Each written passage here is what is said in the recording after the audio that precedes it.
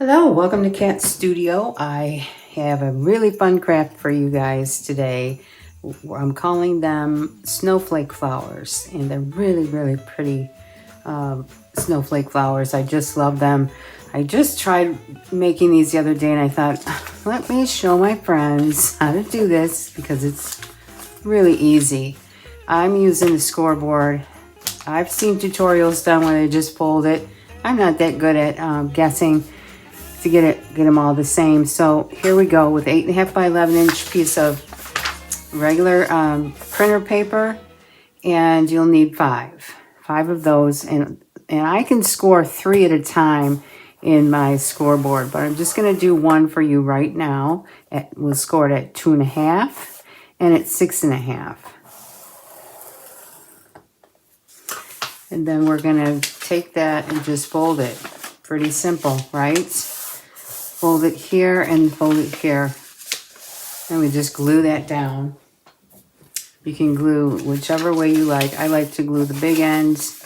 And the ends are not even, but the reason I do it this way is because I want the fold to be in the middle and not on the edges. Because we'll be doing some cutting on those edges, and it would be, for me, it's too thick.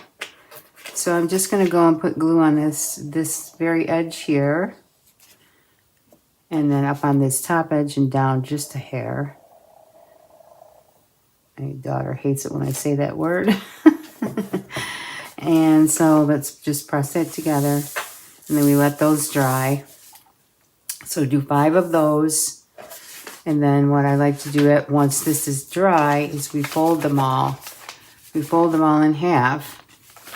So let's pretend that's dry. You just don't want them sticking in the wrong places. Make sure that your ends are open here. You can see all the way through it. So go ahead and fold it in half. And I just kind of like to do it this way. Kind of give it a little bit of a press here and turn at the same time. So it kind of rounds it out a little bit while you're pressing. You don't want it to kink up in this area because it is a little bit thicker now. So go ahead and press that down in a nice fold. And there you have it. Now open that up. Put some glue right up the center. And I use that line. I can see that line right here. Either side. Because we're just going to press this together. And then we're going to let that dry. And then go ahead in there and open them up. Make sure they're open. So you're about half done. Next thing you do, and you have 5 of those, you're going to make a pattern for your cutting. And some people draw it right on here. I like to have a stencil personally. So take a piece that's the same size, which is approximately 4 inches by 5.5. So 4 inches by 5.5. Fold it in half and draw out your design. So the main thing you want to remember is, you can see that right here is where they stay joined together at the fold, at this folded edge here and this folded edge. And that's right at about 2.1/8 inch, 2 inches. And then again, down at the bottom, we need a section that is going to be hold together at the fold area. This top section here is not going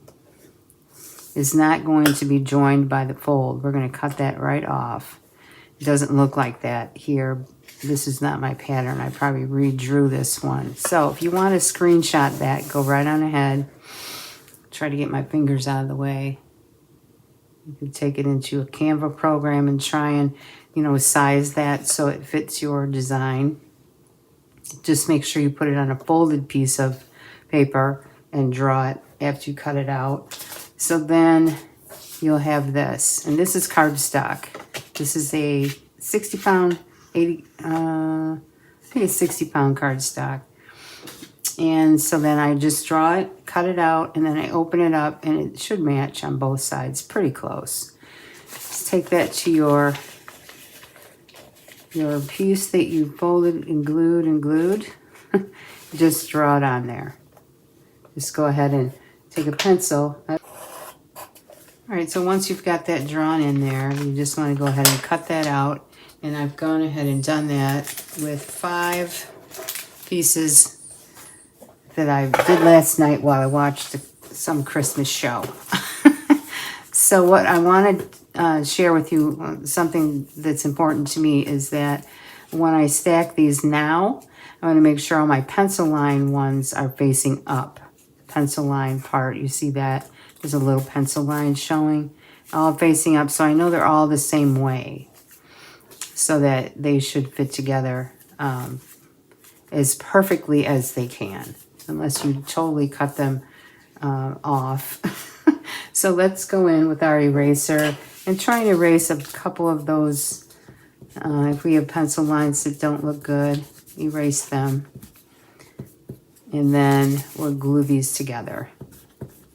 Okay, let's put these together now. Take your glue. I'm using Elmer's Glue All today, which I've used on all of the ones I've made so far. And you just put a bead of glue up the middle, best you can. Unless you want to put a line, you could put a line up the center if you don't know where the middle is. If you're having difficulty with that, go ahead and do that. Okay, now important to make sure the bottoms are lined up.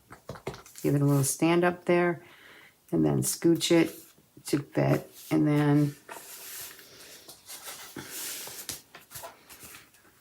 press that in really well. And then now it's really important that they're not stuck. Like this top section should be open. Should check that before you glue them together. Okay, we're all set to go. Next one goes on.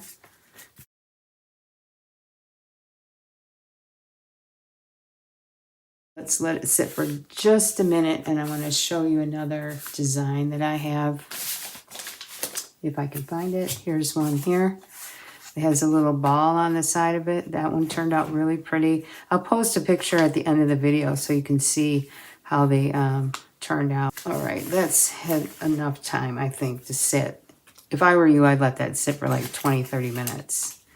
And then what you're going to do is you take each side, right like so. You can see we're not completely dry here yet. Close enough, just to show you how beautiful this will be. Once you glue that together, it's just gorgeous. Let's put you up there a little bit so you can see it. Isn't that just the prettiest little snowflake flower you've ever seen? Let's glue that together, and then we'll just let that dry for quite a while before I decide to hang that. And I suppose you could put glue down here as well. I haven't done that on my other ones, but I was just thinking, wouldn't that be a good idea so that they all stick together for the long term. You don't want them coming apart next year.